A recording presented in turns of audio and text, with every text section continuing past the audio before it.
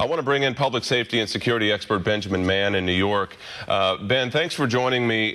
Today, there were 3 more funerals for teenagers who were killed and 2 more viewings of 2 teachers who were killed.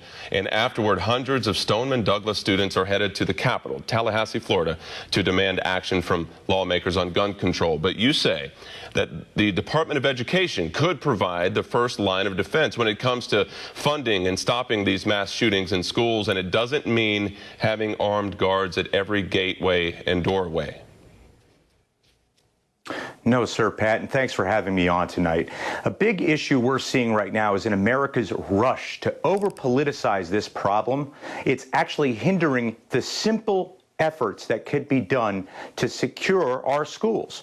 So the Department of Education needs to create uniform security standards, regardless of the size of the school and district, that districts should be following in simply creating security standards for each school that honestly would bring it up to little institutions like banks, movie theaters, office buildings, you know, what have you, so that people could not get into schools and commit these acts as easily and readily as they are right now. And Ben, Newt Gingrich said this morning on Fox that every school should have 6 to 8 armed guards on campus. Now, of course, going away from the gun reform itself, but basically arming the campus. So do you agree with that? Well, obviously, Newt Gingrich is talking in generalities. I do not want to disagree with our former speaker, but I will say it depends on the scalability of the schools. So if you look at active shooter incidents, they have no profile. In 2006, there was an Amish school, the West Nickel Mine School in Pennsylvania. It's a one-room schoolhouse. 6 people got killed. It does not matter. Obviously, you would need 6 to 8 armed guards at the West Nickel Mine School.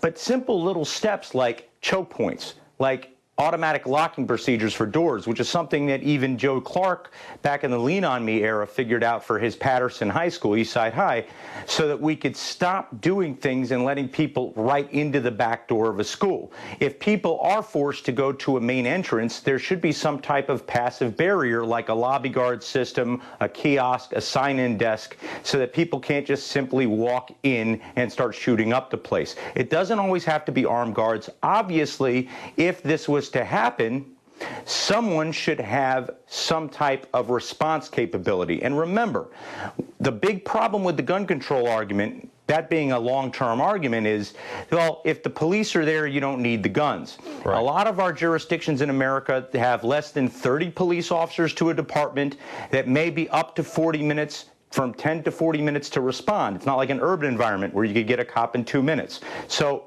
who is at that school to engage that shooter is a problem you have to take into consideration. But there's a lot of other very simple steps to deter and detect that aren't being done right now, that should be done, that, you know, honestly don't require a gun.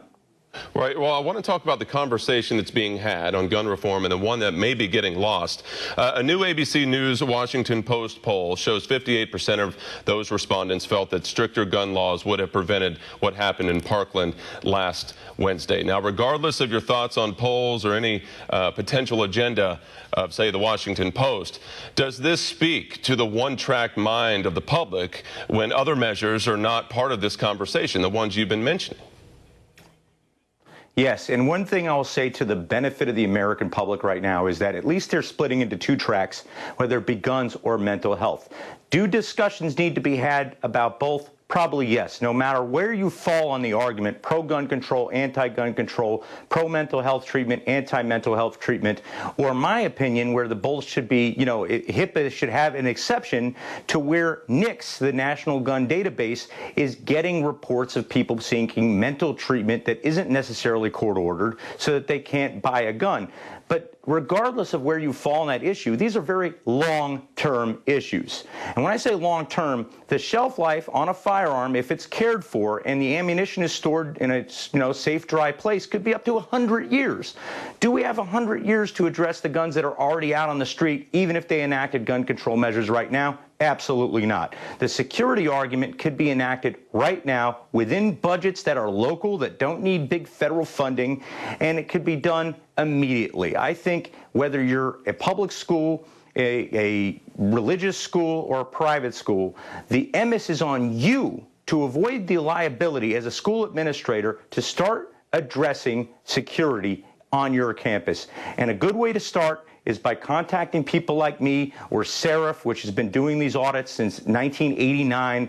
And, honestly, getting an assessment done so you know, as an educated consumer, what type of security vulnerabilities you have and how to address them. Otherwise, you're bearing the liability if, God forbid, this happens on your campus tomorrow. Right. And you mentioned the background checks. Obviously, that so far that's been a push from the White House to implement and to look at the background check process. And you mentioned HIPAA violations and mental health issues, and whether that can come together, we shall see. But I do want to ask you, with these school safety factors that you've been talking about, what is your take then on the student activism that's happening right now in Tallahassee and then in D.C. in late March? Your thoughts on these young high school students that are marching for gun reform, but there's all of these other issues as well, as we've talked about?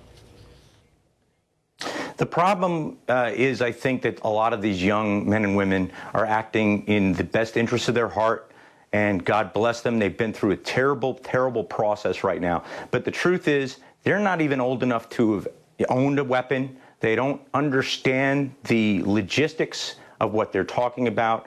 We could talk about that in a moment, but the truth is, these are things that are going to take many years to figure out. Guns last a long time. Gun control, if we look at the Clinton gun ban of 20 years ago, will not be retroactive, which means the 300+ million firearms on the streets of the United States right now, legal or not legal, are going to be out there. And if you look at Sandy Hook or San Bernardino, these are places that already had assault weapons bans or restrictions in place, registration policies in place. Those incidents still occurred. If you look at Nicholas Cruz, the failure wasn't in the gun laws. The failure was in the fact that law enforcement interacted with this disturbed individual 39 times, including the FBI complaints that were not acted upon, and no one intervened and got a record on this kid so that he couldn't walk into that store and buy that gun. That isn't a failure of the system. That's a failure on our ability to enforce properly. Well, I wish we had more time to discuss this, and we will have you back, because this is a conversation that is just getting started yet again, sadly, in the wake of this tragedy. And as Sarah Sanders said in the White House briefing earlier, there's no simple and quick answer to any of this, but that's why we need folks like yourself, Ben, public safety and security expert Benjamin Mann in New York. Thank you for your time. We can use your help. Call your cable provider and kindly demand that One America News is added to your lineup. Call today.